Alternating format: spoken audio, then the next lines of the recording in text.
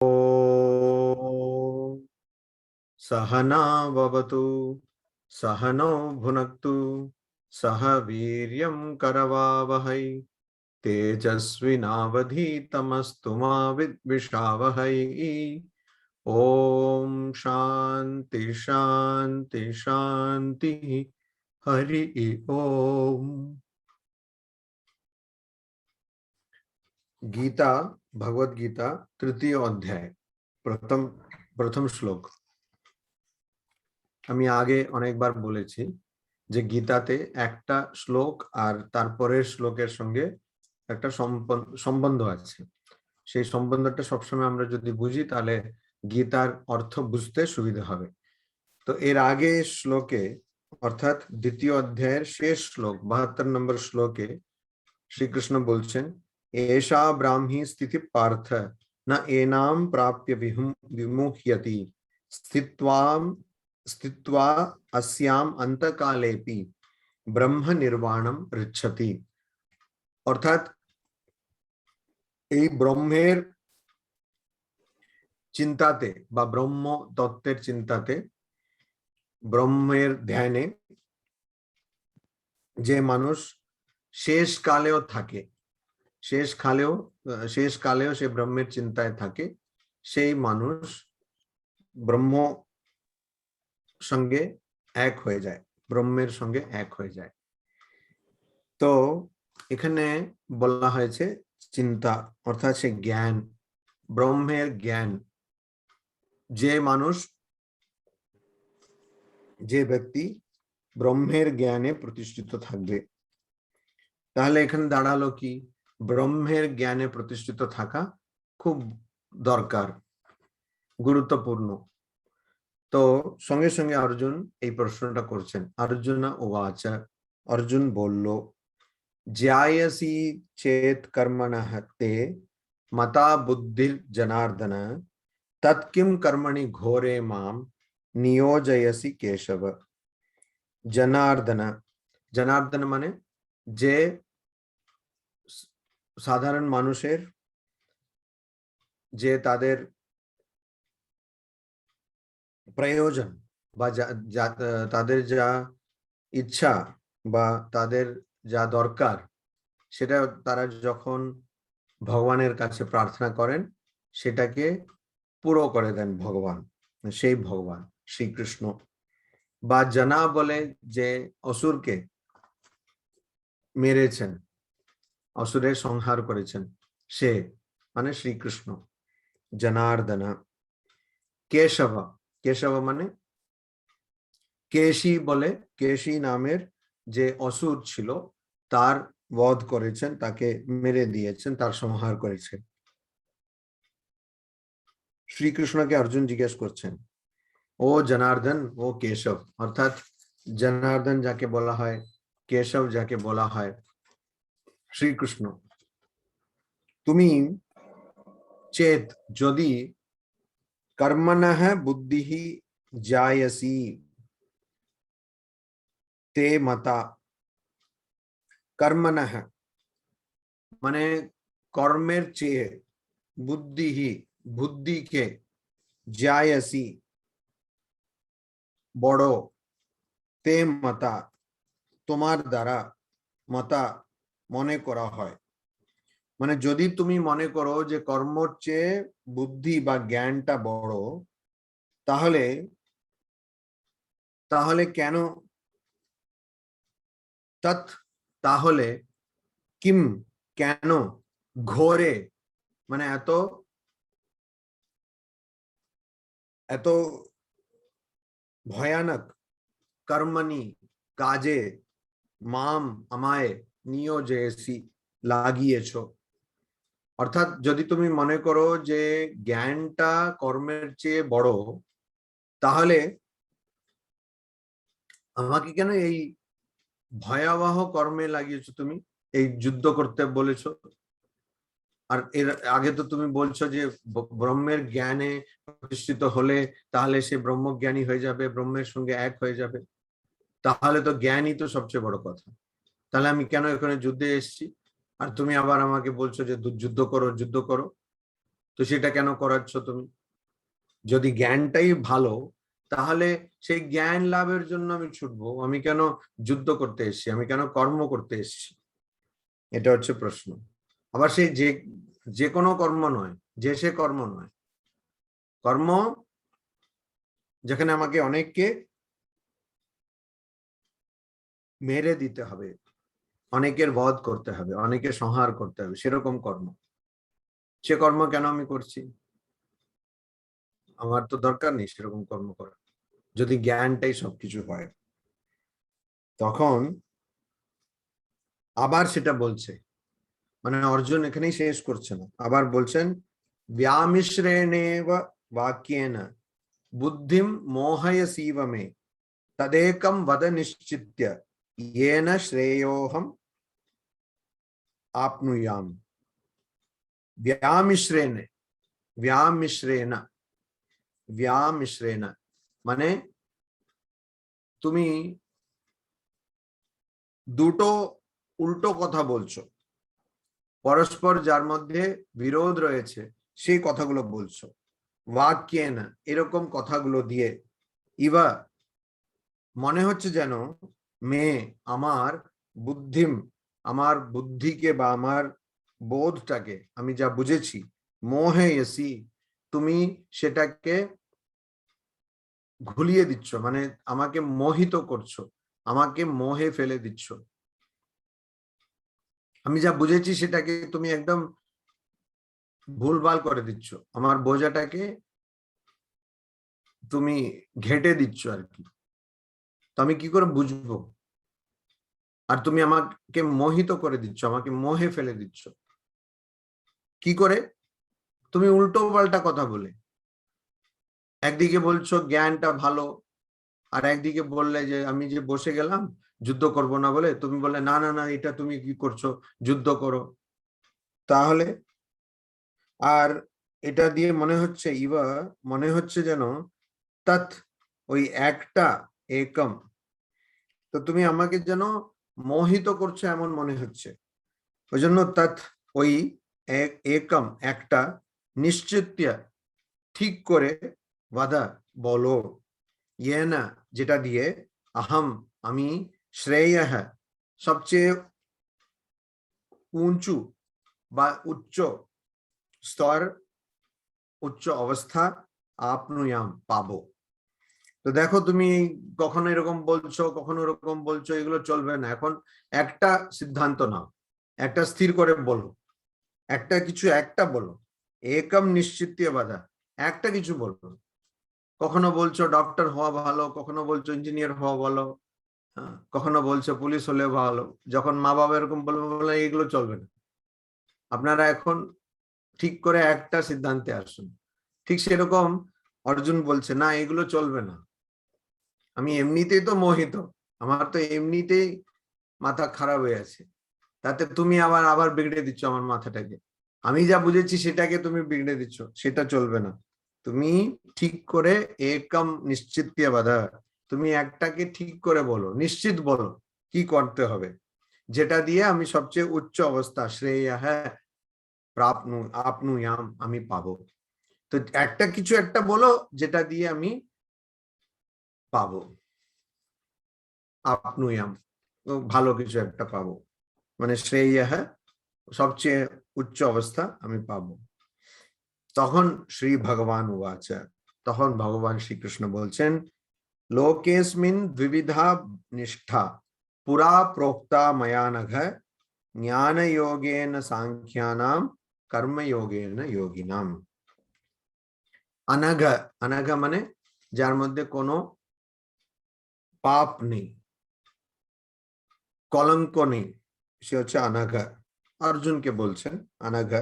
अस्मिन्, এই লোকে, লোকে এই সংসারে, দ্বিবিধা, দুরকম, নিষ্ঠা ভক্তির পথ আছে, দুরকম পথ আছে, মানে ভগবানকে লাভ করার জন্য দুরকম পথ আছে। মায়া, আমার আমার দ্বারা পুরা, শুরুতে, মানে শুরু মানে এই প্রপঞ্চ যখন শুরু হলো, এই জগৎটা যখন শুরু হলো, ওই সৃষ্টির সময়, তখন প্রোক্তা, আমার দ্বারা এটা বলা হয়েছে, আমার দ্বারা এটা বলা হয়েছে। কি বলা হয়েছে? জ্ঞান যোগেন, জ্ঞান যোগের পথ দিয়ে, সাংখ্যানাম, যারা সাংখ্য মানে যারা একটু ধ্যান ধ্যান করতে থাকে, মানে যাদের স্বভাবটা একটু ধ্যান পরায়ণ, তারা ধ্যান করতে ভালোবাসে, তাদের জন্য জ্ঞান যোগ মানে জ্ঞানের পথ। কর্মযোগেন যোগিনাম, যোগিনাম মানে যারা কর্মযোগী, কর্মযোগী মানে যারা যারা কাজ করতে ভালোবাসে তারা কর্মযোগী নয়। কর্মযোগী মানে যারা নিষ্কাম কর্ম করে, নিষ্কাম কর্ম করেন, যারা সেরকম নিষ্কাম কর্ম করতে ভালোবাসেন তাদের জন্য বলা হয়েছে কর্মযোগ। তার মানে আমি এই সৃষ্টির শুরুতেই বলে দিয়েছি যে ভগবানকে পেতে গেলে বা নিজের স্বরূপ লাভ করতে গেলে কি করতে হবে। প্রথমত যারা ধ্যান পরায়ণ, ধ্যান করতে ভালোবাসেন, তাদের জন্য রয়েছে কি? তাদের জন্য রয়েছে জ্ঞান যোগ, তাদের জন্য রয়েছে জ্ঞানের পথ। আর যারা কর্ম, নিষ্কাম কর্ম করতে ভালোবাসেন তাদের জন্য রয়েছে, বা যারা একটু মানে খুব অ্যাক্টিভ, তারা কাজ করেন, তো কাজ করতে ভালোবাসেন, তাদের জন্য রয়েছে কর্মযোগ, কর্মযোগের পথ। ফলে এই দুটো পথ রয়েছে, যে যেমন চাইবে সেরকম করতে পারে। তো এখানে কোনো অর্জুনকে শ্রীকৃষ্ণ বলতে চাইছেন যে দেখো এখানে কোনো না বোঝার কিছু নেই, আর এখানে ভুল বোঝারও কিছু নেই, কনফিউজ হয়ে যাওয়ার, মোহে পড়ারও কিছু নেই। কারণ যেমন যার স্বভাব থাকবে সে ব্যক্তি সেরকম পথ বেছে নেবে। তারপরে বলছেন না কর্মণাম অনারম্ভাৎ নৈষ্কর্ম্যম পুরুষঃ অশ্নুতে न च संन्यासनादेव सिद्धिम समधिगच्छति। পুরুষः এক ব্যক্তি কর্ম নাম কাজগুলো অনারম্ভাৎ না করে, না করার জন্য, নৈষ্কর্ম্যম, নৈষ্কর্ম্যম মানে কাজ না থাকার অবস্থা, যখন একজন মানুষ কাজকে অতিক্রম করে গেছে, কাজকে অতিক্রম করে যাওয়া, সেটা হচ্ছে নৈষ্কর্ম্যম। নৈষ্কর্ম্য মানে যেখানে তার কোনো আর করার কিছু নেই, কেন সে কর্মবন্ধন থেকে মুক্ত হয়ে গেছে, সেটা হচ্ছে নৈষ্কর্ম্য। তো নৈষ্কর্ম্যম না অশ্নুতে, পায় না, চ আর সন্ন্যাসনাথ, সবকিছু সন্ন্যাস করে দিলে মানে ত্যাগ করে দিলে, সবকিছু ত্যাগ করে দিলে, এবা ত্যাগ করার মাত্রই সিদ্ধি না সমাধিগচ্ছতি, পাওয়া যায় না। মানে একজন মানুষ যদি সব যা আছে ত্যাগ করে দিল, তাতে কিন্তু সে সিদ্ধি লাভ তার হবে না। আর একজন মানুষ যদি কাজই করছে না, বললে বাহ দরকার নেই, কাজ করলেই তো ঝামেলা, আমি করবই না, তাহলে কিন্তু সে কাজকে ছাড়িয়ে যেতে পারবে না, মানে কাজকে অতিক্রম করতে পারবে না। কেন? কেননা কাজ করছে না ঠিকই, কিন্তু যার জন্য কাজ আমরা করি, মানে মনের মধ্যে ইচ্ছা, সেই ইচ্ছা তো থাকছে। ফলে বাইরের দিকে দেখলে, বাইরের থেকে দেখলে মনে হবে একজন যোগী মানে একজন জ্ঞানী আর একজন কুড়ে দুজনই এক। জ্ঞানীও কাজ করছে না, আর যে কুড়ে সেও কাজ করছে না। কিন্তু মনের অবস্থা ওইরকম না, যে কুড়ে তার খুব ইচ্ছা আছে, সে কাজ করছে না কিন্তু কাজের ফলের ইচ্ছা তার খুব আছে। সে নিজে চা বানাচ্ছে না, তার ইচ্ছা কি সেরকম বসে থাকবে বা শুয়ে থাকবে, একজন এসে ওকে বেড টি দেবে, তাহলে মানে বাহ কত ভালো। তার মানে কর্মের ফল সে চাইছে কিন্তু কর্ম করতে চাইছে না, সেটা হচ্ছে কুড়েমি। আলস্যামি, সেইটা এখানে হবে না। এই জন্য বলছে যদি কেউ অনারম্ভাত কর্মণাম অনারম্ভাত, মানে যদি কেউ কাজ না করে তাতে সে জ্ঞানী হয়ে যাচ্ছে না, সে কাজকে ছাড়িয়ে গিয়ে নৈষ্কর্ম্য বলে যে অবস্থা সেটা পাচ্ছে না। ঠিক সেরকমই ত্যাগ করে দিলে, অনেক কিছু ত্যাগ করে দিলে পরে সিদ্ধিম না সমাধি গচ্ছতি, সে সিদ্ধি লাভ করে না। একটা পুরনো, অনেক পুরনো একটা গল্প আছে যেটা সন্ন্যাসী সম্প্রদায়তে বলা হয়, সন্ন্যাসী সমূহের মধ্যে, সন্ন্যাসীদের মধ্যে বলা হয়। কি গল্প? একজন বড় রাজা, সে রাজার কাছে একজন সন্ন্যাসী গেছিল। তো এমনি বেড়াতে বেড়াতে সে রাজার রাজ্যে চলে গেছিল। তো তার মহলে গেল, তো সন্ন্যাসীকে খুব সম্বর্ধনা জানালো, সব মানে ভালো করে তার আতিথেয়তা করা হলো, তাকে ভালো করে দেখা হলো, তার সম্মান করা হলো ইত্যাদি, তাকে সম্বর্ধনা জানানো হলো, মানে এতে রেখে, মহলে রেখে সবার সামনে। তো এইসব করা হলো, রাজমহলে ভালোভাবে থাকছেন। তারপরে কিছুদিন পরে সন্ন্যাসী যাবে অন্য জায়গায়, তখন রাজা ওনাকে জিজ্ঞেস করলেন, আচ্ছা গুরুজি, আপনি তো এখন চলে যাবেন, আপনি আমাকে বলুন যে আমার জীবনে প্রচুর সমস্যা, আমি এই সমস্যা থেকে কি করে নিস্তার পাই, কি করে এখান থেকে বেরোতে পারবো। তো সন্ন্যাসী বললেন, না সেটা খুব সহজ, তুমি ত্যাগ করো। ত্যাগ করতে হবে? হ্যাঁ, ত্যাগ করো। তো সঙ্গে সঙ্গে রাজা বুঝলো, আচ্ছা ত্যাগ করতে হবে। সঙ্গে সঙ্গে উনি ওনার সিংহাসনে ওনার ছেলেকে বসিয়ে দিলেন। তারপরে সব যা ওর কাছে টাকা পয়সা ছিল সব দিয়ে দিলেন। দিয়ে সে একটা সাদা কাপড় পরে, সে একটা হাতে একটা কামণ্ডলু নিয়ে আর হয়তো একটা ছড়ি নিয়ে সে বেরিয়ে গেছে।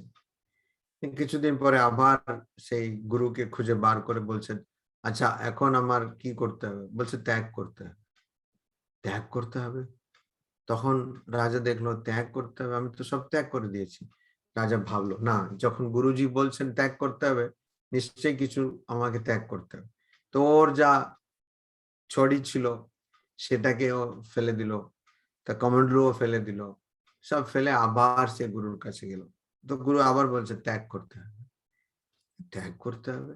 তো দেখলো সে ঠিক আছে, কাপড়টাকেও ফেলে দিল, শুধু কৌপিনটা পরলো। কৌপিন পরে সে আবার গেল গুরুর কাছে। তো গুরু বলল ত্যাগ করতে হবে। তো গুরুকেও, যে রাজা ছিল আগে, সে বলল যে তাহলে গুরুজি আমি কি ত্যাগ করব, এখন তো আমার কাছে কিছু নেই কপিন ছাড়া। হ্যাঁ, এটাকেও ত্যাগ করে দিলে তো মানে বিকট পরিস্থিতি দাঁড়াবে, মানে আমি কিছু উলঙ্গ হয়ে দাঁড়াবো। তো কি ত্যাগ করব? তো গুরু বলছেন, আমি তোমাকে জিনিসগুলো ত্যাগ করতে বলিনি, তোমাকে তোমার অহংকার ত্যাগ করতে হবে। তো জিনিসগুলো ত্যাগ করা যাবে, সেটা তো খুব সহজ, কিন্তু অহংকারকে ত্যাগ করতে হবে। ওই জন্য একজন যদি কাজ না করে, কোনো ব্যক্তি যদি কাজ না করে কিন্তু কাজের ইচ্ছা যে রয়েছে, তাহলে কি হবে? আমরা সবাই জীবনে খুব সফল হতে চাই, সাফল্যের ইচ্ছা আমাদের মধ্যে রয়েছে, আমার খুব ভালো নাম হবে, এটা আমাদের ইচ্ছা। ওই জন্য আমাদের কোনো কাজটাই নিখুঁত হতে পারে না, পুরোপুরি ভাবে নিখুঁত হতে পারে না। কেন? সবচেয়ে বড় খুঁত তো এটাই যে আমার ইচ্ছা তার সঙ্গে জড়িয়ে রয়েছে, প্রত্যেক কাজের সঙ্গে ইচ্ছা জড়িয়ে রয়েছে। এই জন্য অর্জুনকে শ্রীকৃষ্ণ পরে বলবেন, যোগঃ কর্মসু কৌশলম। যোগ মানে কর্মযোগ, মানে কুশলতার সঙ্গে কর্মে কুশলতা। কুশলতা মানে কি? যখন আমি একটা কাজ করছি আর সেই কাজের প্রতি আমার কোনো আসক্তি নেই, আবার কাজের ফলের প্রতি, কর্মফলের প্রতিও আমার কোনো আসক্তি নেই, তখন এটা হচ্ছে কুশলতা, মানে কৌশলের সঙ্গে কাজ করা। যোগঃ কর্মসু কৌশলম, যোগ হচ্ছে কর্মের কুশলতা। তো এটা এখানে ওটাই বলছেন যে তুমি যদি কাজ না করো, কোনো ব্যক্তি যদি কাজ না করে, তাহলে কিন্তু ও কাজটাকে ছাড়িয়ে যাচ্ছে না, ওর কাজটা থাকবে, ওর কাজটা থেকেই যাচ্ছে। ঠিক সেরকম ত্যাগ করলে, অর্থাৎ জিনিসগুলোকে ত্যাগ করলে বা ত্যাগ করলে, ছেড়ে দিলে পরে তাতেই কিন্তু মানুষ সিদ্ধি লাভ করছে না। তাহলে কি ত্যাগ করব না? অবশ্যই ত্যাগ করতে হবে, কিন্তু এখানে কথা বলা হয়েছে জিনিসগুলোকে ত্যাগ করা, কারো কাপড়, টাকা, এগুলো ত্যাগ করা। তো কি ওটা করা চলবে না? ওটাও করতে হবে, ওটাও ত্যাগ করতে হবে, কিন্তু তার সঙ্গে সঙ্গে অহংকারও ত্যাগ করতে হবে। অহংকার ত্যাগ করতে হবে। অহংকার যদি ত্যাগ না করা হয় তাহলে কিছুই পাবো না। অহংকার ত্যাগ করতে হবে। এখানে বলছেন, তারপরে বলছেন তো ও অহংকার ত্যাগ করতে হবে। এখন অর্জুন কেন জিজ্ঞেস করছে এটা? কেন অর্জুনকে কাজ করতে বলা হয়েছে? আর গত অধ্যায়ের শেষ শ্লোকে শ্রীকৃষ্ণ বললেন যার ব্রহ্মের জ্ঞান থাকবে সে মুক্তি লাভ করবে বা ব্রহ্মাণ্ড হয়ে যাবে, ব্রহ্ম হয়ে যাবে। তখন ওই জন্য এখন জিজ্ঞেস করছেন, এই জন্য জিজ্ঞেস করছেন। আর তখন শ্রীকৃষ্ণ বুঝিয়ে দিচ্ছেন যে কিরকম মানুষ যে কাজ করতে চাইছে না, যে মানুষ কাজ করতে চাইছে না আর যে মানুষ এরকম ব্রহ্মের চিন্তায় লীন হয়ে গেছে, দুজনকে দেখলেই একই রকম দেখায়। তারপরে আবার তার ব্যাখ্যা করছেন পঞ্চম শ্লোকে। শ্রীকৃষ্ণ বলছেন নাহি কশ্চিৎ ক্ষণমপি জাতু তিষ্ঠতি অকর্মকৃত कार्यते ह्यवश कर्म सर्वः प्रकृतिजैर्गुणैः। जातु কখনো, ক্ষণম একটা মুহূর্তের জন্য, আপি একটা মুহূর্তের জন্য, কশ্চিৎ কেউই, অকর্মকৃত কাজ না করে, না না হি নিশ্চয়ই, তিষ্ঠতি থাকতে থাকে। মানে যে কোনো মানুষ, সে যেই হোক না কেন, কেউই কাজ না করে এক মুহূর্ত থাকতে পারে না। কেউই কাজ না করে এক মুহূর্ত থাকতে পারে না। কারণ প্রকৃতি জয়ী, যারা প্রকৃতিতে যাদের জন্ম, তার মানে এই প্রপঞ্চে যাদের জন্ম, গুণৈহি, তো এই প্রপঞ্চে কার জন্ম? গুণের। গুণ মানে সত্ত্ব, রজ, তম, তিন প্রকারের গুণ। তো তিন প্রকারের গুণের জন্ম, যেটা প্রকৃতিতে তিন প্রকারের গুণ পাওয়া যায় বা দেখি আমরা, সেটা কি করে? সর্বহ সবাইকে, অবশঃ বিবশ, কর্মঃ কাজ, কার্যতে করতে বাধ্য করে। তার মানে কেউই, যে কোনো মানুষ, কেউই, কশ্চিৎ কেউই কাজ না করে এক মুহূর্ত থাকতে পারে না, এক ক্ষণের জন্য থাকতে পারে না। কেন? প্রকৃতিতে যে গুণগুলো আছে সেই গুণগুলো সবাইকে বিবশ করে ফেলে আর সবাইকে কাজ করতে বাধ্য করে, কাজ করতে বাধ্য করে। এই জন্য কার্যতে হি অবশঃ কর্ম সর্বঃ প্রকৃতি জৈর্গুণৈঃ। ওই জন্য কশ্চিৎ হি ক্ষণমপি অকর্মকৃত না তিষ্ঠতি। যে কেউই, মানে যে কোনো মানুষ কাজ না করে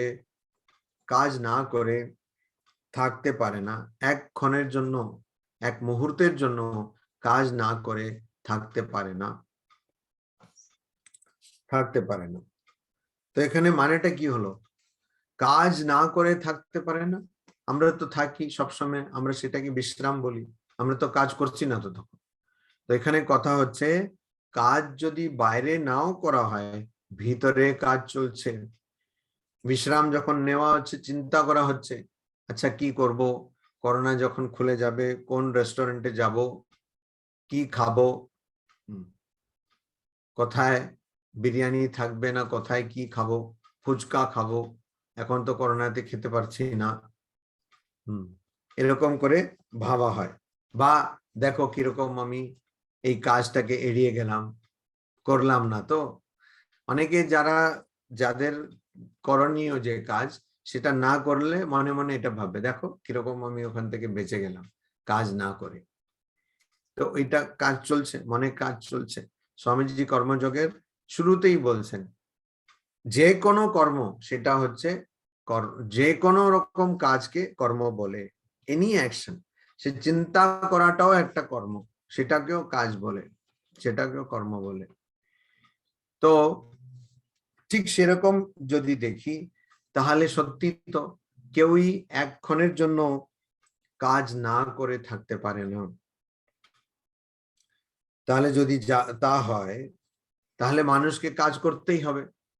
আমি কাজটা না করলে আমার কোনো উন্নতি হচ্ছে না। আগের শ্লোকে শ্রীকৃষ্ণ বললেন যে যদি কাজ আমি যদি না করি, তাহলে আমি কিন্তু নৈষ্কর্ম্য কর্মণাম অনারম্ভাত না নৈষ্কর্ম্যম অশ্নুতে। কাজ না করার জন্য আমি কর্মকে ছাড়িয়ে যাওয়ার অবস্থা পাচ্ছি না, আমি সে অবস্থায় পৌঁছচ্ছি না। তাহলে কাজ তো আমাকে করতেই হবে, কাজ তো আমাকে করতে হবে। আর কাজ করতেই হবে কারণ বিবশ হয়ে রয়েছে। কে বিবশ হয়ে রয়েছে? সবাই বিবশ হয়ে রয়েছে, মানে যত জীব জন্তু রয়েছে সবাই বিবশ হয়ে রয়েছে। কি দিয়ে বিবশ? ওই প্রকৃতির মধ্যে যে তিনটে গুণ রয়েছে, সত্ত্বগুণ, রজগুণ, তমগুণ, সেইটার জন্য বিবশ, মানে তার প্রভাবে রয়েছে। সেই গুণগুলোর প্রভাবে এসে তাকে কাজ করতেই হবে, কাজ করতেই হবে। সত্ত্ব, রজ, তম, এগুলো সেই প্রভাবে রয়ে কাজ করতেই হবে। অতএব এমন বলাই যেতে পারে না যে কেউ কাজ না করে আছে। তো কাজ না করে আছে, হয়তো তার শরীর করছে না, কিন্তু তার মন অবশ্যই কাজ করছে। তারপরে ষষ্ঠ শ্লোকে, 6 নম্বর শ্লোকে শ্রীকৃষ্ণ বলছেন কর্মেন্দ্রিয়ানি সংযম্য ইয় আস্তে মানস স্মরণ इंद्रियार्थान विमूढ़ात्मा मिथ्याचार स उच्यते। यह जे মানুষ কর্মেন্দ্রিয়ানি, কর্মের ইন্দ্রিয়, যেমন দুটো হাত, দুটো পা, তারপরে মুখ, এরকম কর্মের যে ইন্দ্রিয়, কর্ম করার ইন্দ্রিয় যেগুলো, জ্ঞান ইন্দ্রিয় তো আমরা জানি, চোখ, কান, নাক ইত্যাদি, এটা হচ্ছে কর্মের ইন্দ্রিয়, কর্ম ইন্দ্রিয়। তো কর্ম ইন্দ্রিয় সংযম্য, ওটাকে নিয়ন্ত্রিত করে, মানসা, মন দিয়ে, ইন্দ্রিয়ার্থান, ইন্দ্রিয় অর্থান, ইন্দ্রিয় অর্থ মানে চোখ হচ্ছে জ্ঞানেন্দ্রিয়, তার অর্থ মানে তার বিষয়, বিষয় হবে কি যে কোনো একটা দৃশ্য। চোখ কি করবে? দৃশ্যকে তো দেখবে, কিছু একটা দৃশ্য আছে সেটাকে তো দেখবে, তো সেটা হচ্ছে ইন্দ্রিয়ের অর্থ, মানে ইন্দ্রিয়ের বিষয়। স্মরণ, সেটাকে ভেবে, আস্তে, বসে, সহ, ওই বিমূঢ়াত্মা, সে হচ্ছে বিমূঢ়াত্মা, মানে তার ভুল বোঝা হয়ে গেছে, মিথ্যাচার হ্যাঁ, আবার সে ভণ্ড উচ্যতে বলা হয়। এখানে কি বলছেন? যে ব্যক্তি, তো এর আগের শ্লোকে তো বলে দিলেন যে নাহি কশ্চিৎ ক্ষণমপি জাতু তিষ্ঠতি অকর্মকৃত, যে যে কেউ, মানে কোনো মানুষই বা কোনো ব্যক্তি বা কোনো জীবই এক মুহূর্তের জন্য কাজ না করে থাকতে পারেন না। তখন স্বাভাবিক প্রশ্নটা আসবে, যেটা আমি আগেই করেছি, যে আমরা যখন ঘুমোচ্ছি বা চুপচাপ বসে আছি, কিছু কাজ করছি না, তখন কি করে কাজ করছি কি করে বলা হবে? তখন এখানে ওই শ্লোক ওই প্রশ্নেরই উত্তর দিচ্ছে। 6 নম্বর শ্লোকে শ্রীকৃষ্ণ বলছেন যে যে ব্যক্তি কর্মর ইন্দ্রিয় দিয়ে, মানে এই হাত দিয়ে বা পা দিয়ে বা মুখ দিয়ে কাজ করছে না, কিন্তু সে ওই ইন্দ্রিয় বিষয়ের সম্বন্ধেই ভাবছে, বসে বসে ভাবছে, সে হচ্ছে বিমূঢ়াত্মা। সে হচ্ছে একজন যার ভুল বোঝাটা, তার বোধটা, জ্ঞানটা ভুল, আর সে ভণ্ড। ভণ্ড মানে হিপোক্রিট, ইংরেজিতে বলে হিপোক্রিট, মিথ্যাচার মানে যেটা ভাবছে সেটা বলছে না, যেটা করছে সেটা বলছে না, আর কিছু বলছে। তো এমনি বসে আছে একজন, বলছে আমি ধ্যান করব ধ্যান করব। তো ধ্যান করলে অনেক লাভ আছে। তো একটা লাভ হচ্ছে, যদি কোনো কাজটা ভুলে গিয়ে থাকবেন, ধ্যান করলে সেটা মনে পড়ে যাবে। অনেকে এর জন্যই ধ্যান করেন। আগেও বলেছি বোধহয় এই ঘটনাটা। ভূতেশ আনন্দজি মহারাজ দ্বাদশ অধ্যক্ষ ছিলেন রামকৃষ্ণ মঠ, রামকৃষ্ণ মিশনে। তো এটা আগেও বলেছি আমি এখানে। তখন একদিন কি হলো, একজন ভক্ত এসে তাকে প্রণাম করলেন, মহারাজকে তাকে প্রণাম করলেন। তো ভক্ত প্রণাম করে বসছে, মহারাজ আমার খুব ভালো হয়েছে। তো মহারাজ জিজ্ঞেস করলেন তুমি কেমন আছো? তো বলছে খুব ভালো হয়েছে, এখন কারোবারটা ঠিক চলছে। কারোবার ঠিক চলছে মানে? না, আপনার কাছ থেকে দীক্ষা লাভের পরে আমার কারোবারটা খুব ভালোই চলছে। কিন্তু আমি তো তোমাকে কারোবার চালানোর তো কিছু বলিনি। বলে না, আপনি যে আমাকে ধ্যান করতে বলেছেন, জব করতে বলেছেন, আমি যখন জব করি, ধ্যান করি, তখন কার কাছে আমার পাওনা আছে টাকা, সেটা আমার মনে পড়ে যায়। ওই জন্য আমি একটা কাগজের টুকরো নিয়ে আমি সেটাতে সব টুকে রাখি। আগে তো ভুলে যেতাম মহারাজ যে কার কাছে কত টাকা পাবো, ওই জন্য খুব আমার লোকসান হতো। এখন আমার সব মনে থাকে, এই জন্য আমি টুকে রাখি। তা এটাই হচ্ছে, মহারাজ বলছেন হায় ভগবান, দেখো কিরকম আমি একে শিখিয়েছি ভগবান লাভের কথা, আর এ এখন শুধু টাকা লাভের চিন্তা করছে। ঠিক সেরকম ধ্যান করলে অনেক কিছু মনে পড়ে। তো অনেকে বলে যে হ্যাঁ এটার জন্য আমি ধ্যান করব, কেন যেটা ভুলে গেছি সেটা আমার মনে পড়ে যাবে।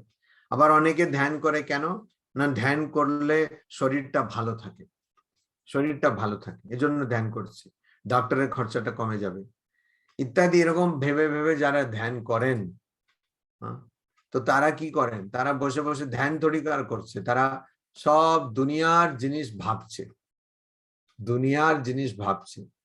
তো তাদেরকে বলা হচ্ছে মিথ্যাচার হ্যাঁ, মানে তারা ভণ্ড, তারা ভণ্ড। তারা ধ্যানের নামে কিন্তু, আবার অনেকে ধ্যানের নামে বেশিরভাগ মানুষ কিন্তু ঘুমায়, ভালো করে ঘুম। ওই জন্য বলবে যে স্বামীজি আমার আজকে ভালো ধ্যান হলো, তখন ওদের বলতে হবে যে ভালো করে দেখুন তো আপনার ধ্যান হয়েছিল না ঘুম হয়েছিল।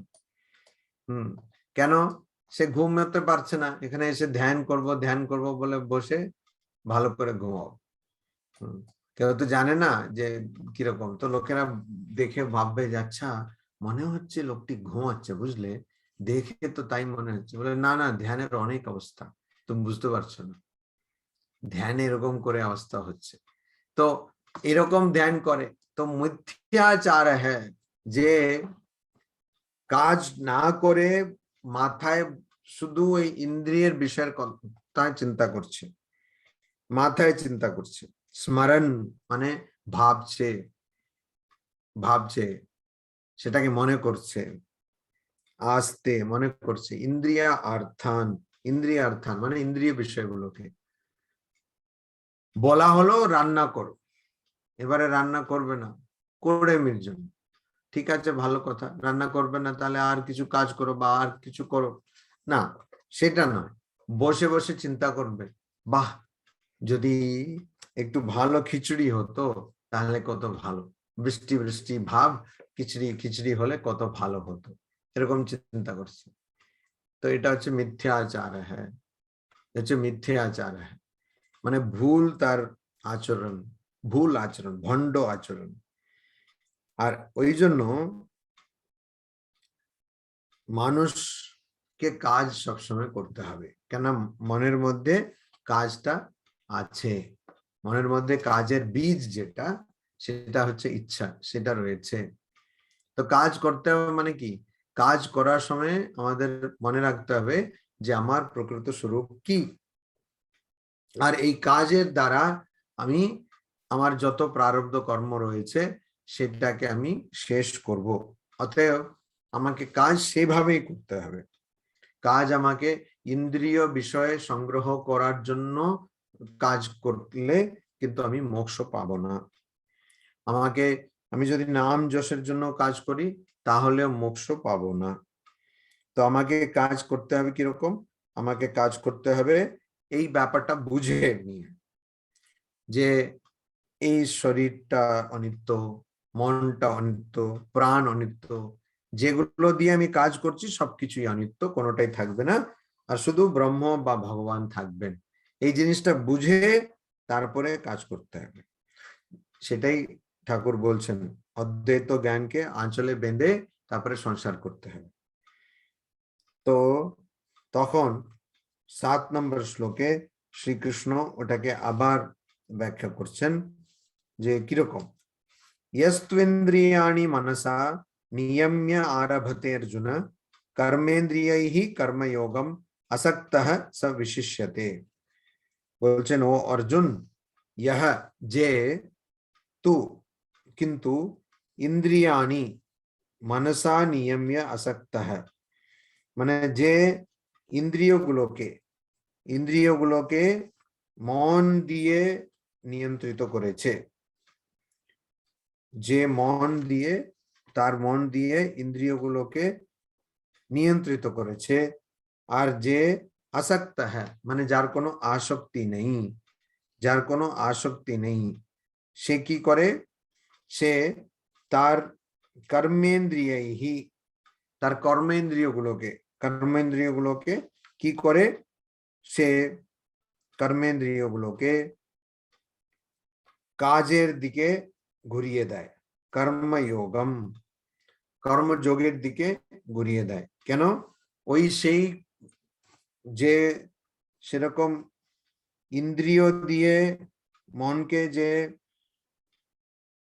নিয়ন্ত্রিত করতে পারছে না, ইন্দ্রিয় মন দিয়ে ইন্দ্রিয়গুলোকে নিয়ন্ত্রিত করতে পারছে না, যে মন দিয়ে, মনকে ষষ্ঠ ইন্দ্রিয় বলা হয়, 6 নম্বর ইন্দ্রিয় বলা হয় জ্ঞান ইন্দ্রিয়।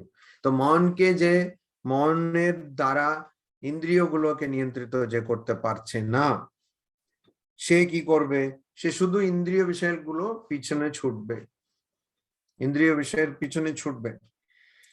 আর ওর আসক্তি আছে, কর্মের প্রতিও আছে, আবার কর্ম ফলের প্রতিও আছে। এই জন্য আমাদের কি করতে হবে, আগে আমাদের মন দিয়ে ইন্দ্রিয়গুলোকে বশে আনতে হবে, ইন্দ্রিয়গুলোকে নিয়ন্ত্রিত করতে হবে, সংযত করতে হবে, ইন্দ্রিয়গুলোকে সংযত করতে হবে। আর সঙ্গে সঙ্গে আমাদের অনাসক্ত হতে হবে, আসক্তিটাকে ত্যাগ করতে হবে।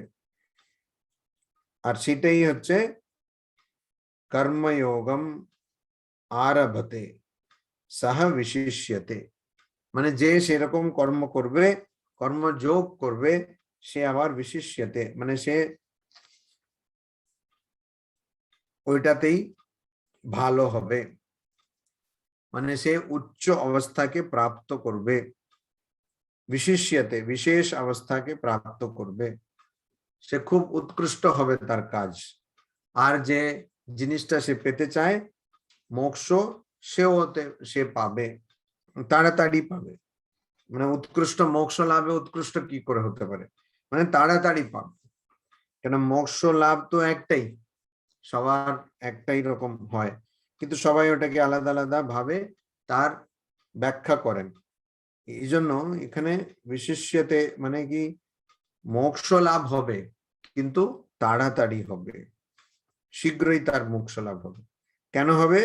কেননা সে ওই মনকে স্থির করে, মনের মাধ্যমে ইন্দ্রিয়গুলোকে নিয়ন্ত্রিত সংযত করে। আর এটা কে করে? আসক্ত হ্যাঁ মানে যে যার মধ্যে কোনো আসক্তি নেই। এখানে কি বলতে চাইছেন? এখানে প্রথমে এটাই বললেন যে দেখো, কাজগুলো যদি আমরা না করি তাহলে কিন্তু আমরা যোগী বা মহাপুরুষ হচ্ছি না, আমরা সেটা হচ্ছি না, কারণ মনের মধ্যে তো সব চলছে, মনের মধ্যে সব চলছে, এটা উনি বললেন। আর এই জন্য যে মনের মধ্যে যা চলছে সেটাকে পুরোপুরি ভাবে সরিয়ে দিয়ে অন্য কিছু বলে, যেমন চোখ বন্ধ করে বসে আছে, চিন্তাগুলো চতুর্দিকে ছুটছে, আর তখন বলছে না আমি ধ্যান করছি, বা চোখ বন্ধ করে বসে আছে, সঙ্গে সঙ্গে ঘুমোতে শুরু করলো, তখন বলছে আমি ধ্যান করছি। এটা হচ্ছে ভণ্ডামো। এটা শুধু মোহ না, এটা হচ্ছে এখানে ভণ্ডামো। ঠাকুর বলছেন মন মুখ এক করতে হবে। মন মুখ মানে মনে আমি যা ভাবছি সেটাই মুখে আনতে হবে। একজনকে দেখছি আর মনে মনে ভাবছি যে বাবা এই লোকটি এরকম আছে, কি একটা ঘুষি দিলে ভালো হয়, একটা ঘুষি দেব বা একটা চড় দেব, মনে মনে ভাবছি। তারপরে ওই লোককে দেখে বলছি নমস্কার, কেমন আছে। তো এটা ভণ্ডামো না? তো বিশাল ভণ্ডামো। তাহলে কি করতে হবে? ঘুষি মারতে হবে না। তার মানে ঠিক আছে নমস্কার, তখন ওখানেই মনকে সংযত করা ওখানে খুব দরকার। না হলে আমরা কিছুই করতে পারবো না। মনকে সংযত করতে হবে। আর সংযত করার জন্য কি করতে হবে? কর্মেন্দ্রিয়গুলোকে মন দিয়ে সেই সংযত করে সেই কর্মেন্দ্রিয়গুলোকে কাজের পথে লাগাতে হবে, কাজ করাতে হবে। কর্মেন্দ্রিয় দিয়ে, হাত দিয়ে পা দিয়ে কাজ করাতে হবে, তবে আমার জ্ঞান লাভ হবে। ওই বিশিষ্যতে মানে জ্ঞান লাভ হবে, জ্ঞান লাভ হবে। বিশিষ্যতে এখানে এই যে এখানে যে কথাটা উঠছে এই প্রসঙ্গে জ্ঞান লাভ, জ্ঞান লাভ হবে। তো ওই জন্য ওটাকে সংযত করতে হবে, কর্মেন্দ্রিয়গুলোকে সংযত করতে হবে, তবে জ্ঞান লাভ হবে। অন্যথা কি হবে? অন্যথা মন হয়তো ওরকম আছে, বসে আছে, কিছু করছে না, কিন্তু মনের মধ্যে হাজার চিন্তা আসবে। এজন্য মাও বলছেন, খুব মজার ঘটনা। মা একটা জায়গায় বলছেন, একজন একজন ব্রহ্মচারীকে বলছেন যে বাবা আমায় আশীর্বাদ করো যেন আমি শেষ মুহূর্ত অবধি, মানে শেষ অবস্থা অবধি আমি কাজ করতে পারি। একজন ব্রহ্মচারীকে বলছেন আমায় আশীর্বাদ করো, মায়ের কত বিনয়, আশীর্বাদ করো যেন আমি শেষ অবধি, আমার জীবনের শেষ অবধি আমি কাজ করতে পারি। বলছেন কাজ করলে মনটা ভালো থাকে, মনটা ভালো থাকে। কেন ভালো থাকে? কেন কাজের মধ্যে মনকে লাগিয়ে দেওয়া হয়েছে, মনের মনোযোগ বা মনকে কেন্দ্রিত করা হয়েছে কাজের মধ্যে। এজন্য মা আবার সে ব্রহ্মচারীর কাছে বলছেন আমায় আশীর্বাদ করো যেন আমি শেষ অবধি কাজ করতে যেতে পারি। তো কাজ করলে মন ভালো থাকে।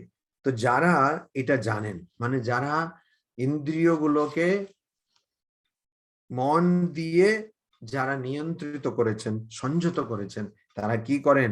কর্মেন্দ্রিয়গুলো মানে হাত পা ইত্যাদি, সেগুলোকে কর্মযোগের পথে নিয়ে যান।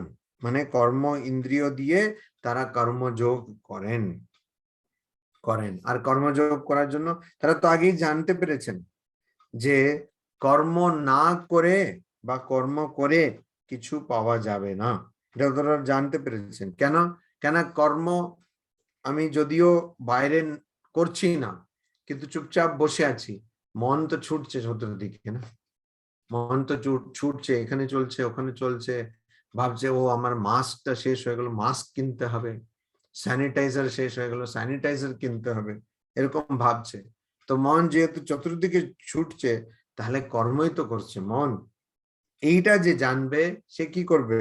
ওই মনকে আরো সংযত করার জন্য সে এই কর্মেন্দ্রিয়গুলো দিয়ে কর্মযোগ করবে, কর্মযোগের সাধন করবে। মনকে সংযত করার জন্য, কর্ম, যে কর্মের যে প্রবল বাসনা বা কর্মের যে সংস্কার সেটা রয়েছে, সেই সংস্কারটাকে বার করতে গেলে কি করতে হবে?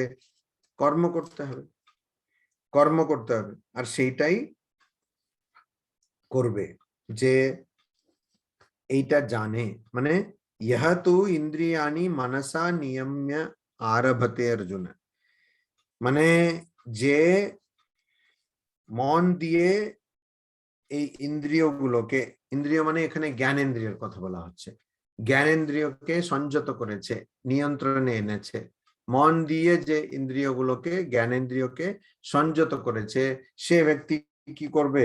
সে ব্যক্তি জানে যে ইন্দ্রিয়ের অবস্থা, বিশেষ করে মন বলে যে 6 নম্বর ইন্দ্রিয় বা ষষ্ঠ ইন্দ্রিয়, তার যে অবস্থা খুবই চঞ্চল, সে স্থির থাকতেই চায় না। তো তারা জানে, জানার জন্য তারা কি করে? তারা ওটাকে কাজে লাগিয়ে দেয়। ইংরেজিতে একটা প্রবাদ আছে, কি প্রবাদ? an empty mind is the devil's workshop। মানে খালি মন, মানে খালি মন মানে মগজ যখন খালি, কিছু কাজে কোনো কাজ নেই, শুধু এমনি খালি বসে আছে, সে যে বসে আছে এরকম, তার মনটা কিরকম হয়ে যাবে? Devil's workshop. ওয়ার্কশপ যেখানে কাজগুলো করা হয়, তো সেই ডেভিলস ওয়ার্কশপ মানে শয়তানের,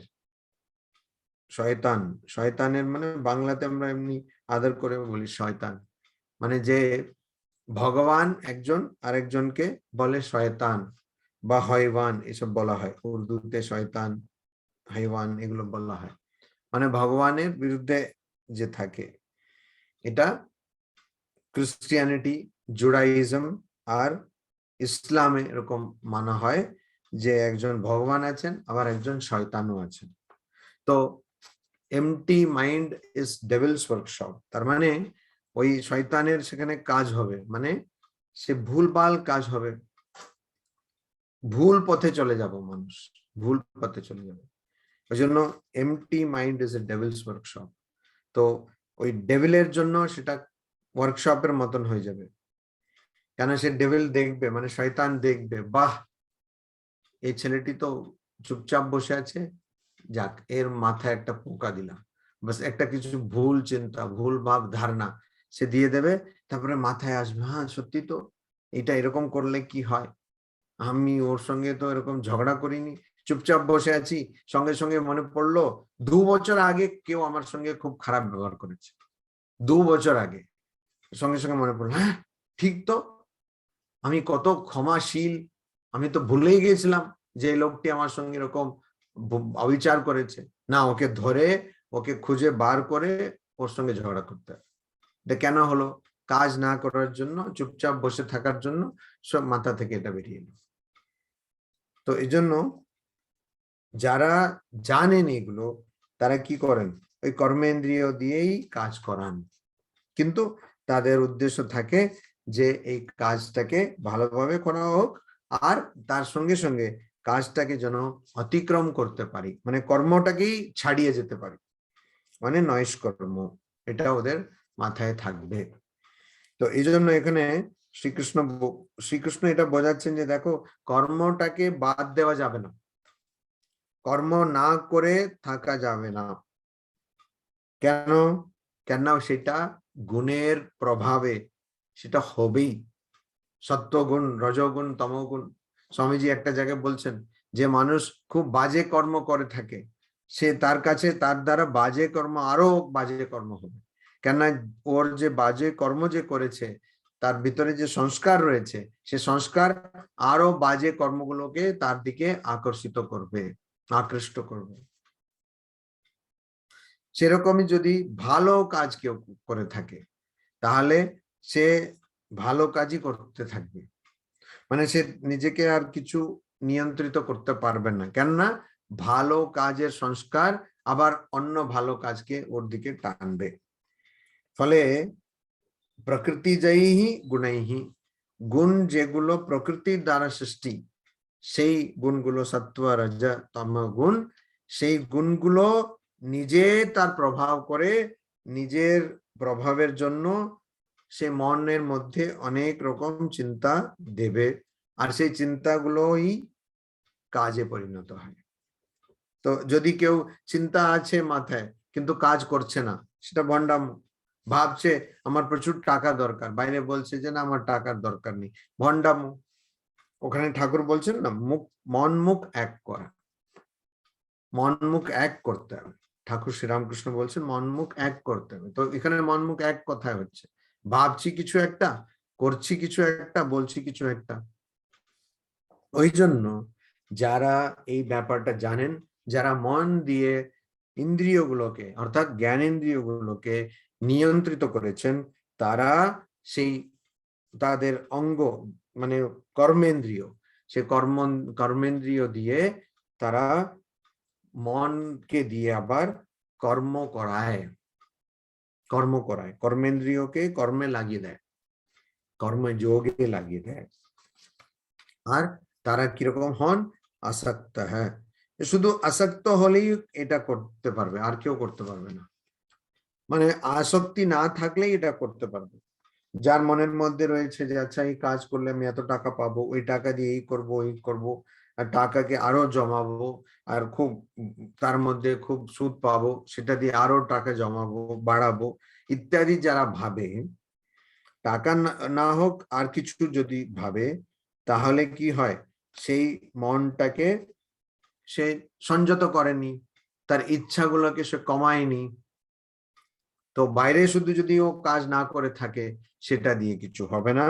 আর সেটাকেই মিথ্যাচার, হ্যাঁ, আমরা যেমন দেখলাম বলা হয়। তাহলে সদাচার একটা কি? মিথ্যাচার যাই হোক, খারাপ ব্যবহার বা ভুল ব্যবহার, সেটা ভণ্ডামো, সেটা হলো এটা। তাহলে ঠিক ঠিক আচরণ কি হবে? ঠিক ঠিক আচরণ এটাই হবে যে যতক্ষণ না আমি ভগবান লাভ করছি, আমার হয়তো অনেকের তুলনায় আমার অনেক কিছু জানা আছে। মনকে কি করে বশে আনতে হবে, ইন্দ্রিয়গুলোকে কি করে বশে আনতে হবে, এটা আমার জানা আছে, কিন্তু আমার এখনো ভগবান লাভ হয়নি। অতএব আমি যদি মনটাকে এরকম ছেড়ে দিই, তাহলে মন তো চতুর্দিকে ছুটতে থাকবে। ওই জন্য আমাকে আগে মনকে সংযত করতে হবে। আমি যদি কর্ম না করি, মন সংযত হলেও মনের মধ্যে মানে মন তো পাল্টাতে থাকছে, সবসময় পাল্টাচ্ছে। তো এই জন্য মনের মধ্যে অনেক ইচ্ছা আছে, ফলে ওই ইচ্ছাগুলোকে আমাকে ক্রমশ ওইটাকে বার করতে হবে। আর ইচ্ছাগুলোকে বার করা সবচেয়ে ভালো পথ বা ভালো সাধনের পথ, মানে কিরকম সেটা করা যায়, সেটা হচ্ছে ওইটাকে কাজ করতে লাগিয়ে দেওয়া। কাজ করে করে করে সংস্কারগুলো ফুরিয়ে যাবে, ফুরিয়ে যাবে। কেননা এখন তো বোধ হয়ে গেছে, জ্ঞান হয়ে গেছে, আচ্ছা আচ্ছা আচ্ছা, আমি এই শরীর নই, আমি প্রাণ নই, আমি মন নই। এরকম জ্ঞান হওয়ার পরে আমি ভাবছি আচ্ছা আমাকে মন আর শরীর আর ইন্দ্রিয়কে আমাকে কর্মেন্দ্রিয় আর জ্ঞানেন্দ্রিয় এগুলোকে সংযত করতে হবে, এগুলোকে সংযত করে রাখতে হবে। তাহলে তাহলে শুধু তখনই আমি আমার জ্ঞান লাভ করতে পারবো। এজন্য কাজ করাটা খুবই গুরুত্বপূর্ণ। কাজ ছেড়ে দিলে অসুবিধা। এর জন্য আমরা দেখছি বড় বড় মানুষ যারা অবতার পুরুষ, মানে বিশাল বড় যোগী, তারাও কিন্তু কাজ করেছেন। একটা উদাহরণ, মানে অনেক দূরের নয়,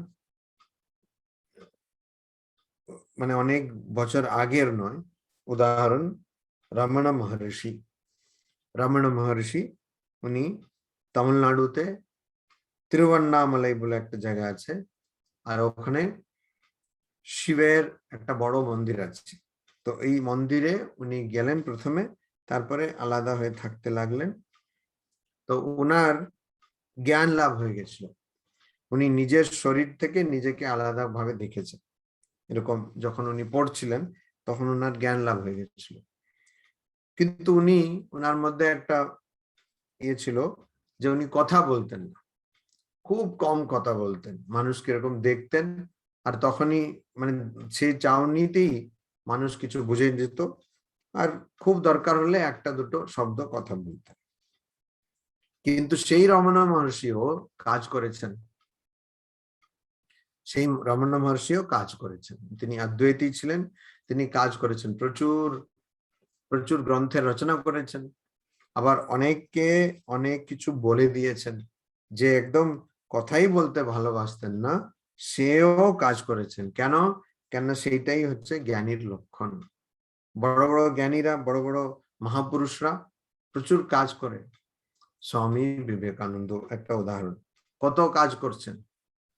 একটা জায়গায় বসে বক্তৃতা দিচ্ছেন, তা কেউই ওনাকে কিছুই জিজ্ঞেস করছে না, তারপরে একজন এসে বলছে আপনার কি খাওয়া হয়েছে? তখন বলছে দেখো ওর হৃদয়টা রয়েছে, আর আমি এখানে এত বক্তৃতা বলছি, তখন কিন্তু কেউ তুমি আমাকে খাওয়াচ্ছ না। আর যখন ওই লোকটি এসে বলছে যে আপনি কিছু খেয়েছেন কি, আমি খেতে দেব, আর খেতে দেওয়ার চেষ্টা করছে, অন্যরা বলছে না না না, আপনি ওই রকম একটা নিম্ন বর্ণের, মানে নিচু জাতির মানুষের কাছ থেকে কি করে আপনি খাওয়া নেবেন? তখন স্বামীজি খুব রেগে যাচ্ছে, বলছে কি বলছো? আমি এতক্ষণ ধরে, এত দীর্ঘ সময় ধরে আমি সবাইকে উত্তর দিচ্ছি, সবার প্রশ্নের উত্তর দিচ্ছি, আমি শুনছি, তখন তোমরা এক গ্লাস জলও চাইলে না। মানে আপনি কি জল তেষ্টা পেয়েছেন, জল খাবেন? অনেকক্ষণ, মানে ঘন্টার পর ঘন্টা চলছে এটা। আর এই লোকটি এসে আমাকে খেতে দিচ্ছে, সেটা তুমি বলছো এখন জাতির কথা? এরকম স্বামীজি খুব, তো জল না খেয়েও স্বামীজি বক্তৃতা দিচ্ছেন, মানে বক্তৃতা মানে এমনি ঘরোয়া, মানে বসে আছেন, তো স্বামীজি সব উত্তর দিয়ে দিচ্ছেন। কত স্বামীজি সারা ভারতবর্ষ তো ঘুরলেনি, তারপরে পৃথিবীও ঘুরলেন, ঘুরে কত লোককে কত কিছু বললেন, কত কিছু শিক্ষা দিলেন, কত জ্ঞান দিলেন, ধ্যান শেখালেন, অনেক কিছু করলেন। মানে বড় কর্মযোগী ছিলেন বলা যাবে না, কেননা স্বামীজি তো সপ্ত ঋষির মধ্যে একজন ছিলেন। তো স্বামীজির ওরকম কর্মযোগ করে জ্ঞান লাভ করতে হবে এটার কোনো দরকার নেই, কিন্তু তারা অবতার পুরুষরা আসেন কেন? আমাদের একটা আদর্শ তুলে ধরতে। তো স্বামীজির এই আদর্শ, স্বামীজি কর্ম কর্ম করছেন, বলছেন তুমি যদি মানুষের সেবার জন্য তুমি 1000 বারও নরকে যাও, তাহলে আমি তোমাকে ওখান থেকে বার করে আনবো। স্বামীজি বলছেন এটা। তো কর্মে তিনি বিশ্বাস করছেন, তো কর্ম করতে হবে। অতএব কর্মটাকে ওরকম ত্যাগ করলে চলবে না, কর্ম করতেই হবে। ওম শান্তি শান্তি শান্তি। হরি ওম তৎসৎ। শ্রী রামকৃষ্ণার্পণমস্তু।